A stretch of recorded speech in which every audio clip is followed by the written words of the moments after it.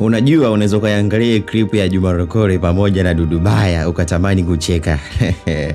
Lakini ukweli ni kwamba Dudu Baya ameonekana mtu ambaye hapendi mambo mengi, hapendi mdomo sana, anaonekana mtu ambaye anapenda kunyoka na hapendi kubishiwa. Akikwambia kitu anataka tu kukubali. Haya ni mahojiano ambayo alikuwa anafanya kati ya Juma Lokole na Dudu Baya. Sasa nimeona hapo sijui nini kimetokea. Baada ya hapo ngumi tu zikanukia tena. Hii ni clip ambayo tumekutana nayo, ni clip ambayo ni fupi sana. Sijajua kwamba alikuwa anazungumzia kitu gani, lakini niko nayo hapa, nitakuplay hiyo isikie kwa sababu inashangaza. Kwa nakukumbusha tu kwamba gusa neno subscribe kwa sababu mimi nitakuwa nakuletea zile story ambazo zinazidi kutrend kwenye mitandao ya kijamii. Moja kati ya story ambayo imenishangaza zaidi ni kumuona Dudu Baya akiwa anamtia kichapo Juma Lokole. Unajua Juma Lokole ni watoto wa mjini ambao wanapenda sana wanaongea, lakini Dudu Baya ni mtu ambaye kweli akikwambia kitu unatakiwa ukisikilize na ukifuate. Sasa kwenye mazungumzo yao sijajua kwamba ni kitu gani ambacho kiliwafanya wakagombana, lakini inaonekana kuna kitu ambacho walikuwa wanakiweka sawa, lakini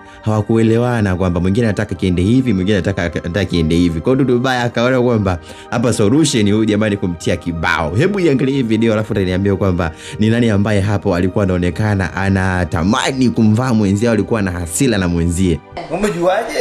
Wewe mwenyewe Mange Kimathi kakutaja wewe kwenye listi. Yule sana chuki zake binafsi.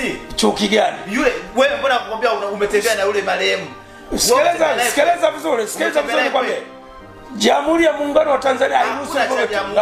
Kwa nini Mange amekutaja? Na yule si chuki zake binafsi. Mange sasa amekutaja? Chuki zake binafsi. Mange sasa amekutaja? Chuki zake binafsi bwana. Sikiliza. Hakuna.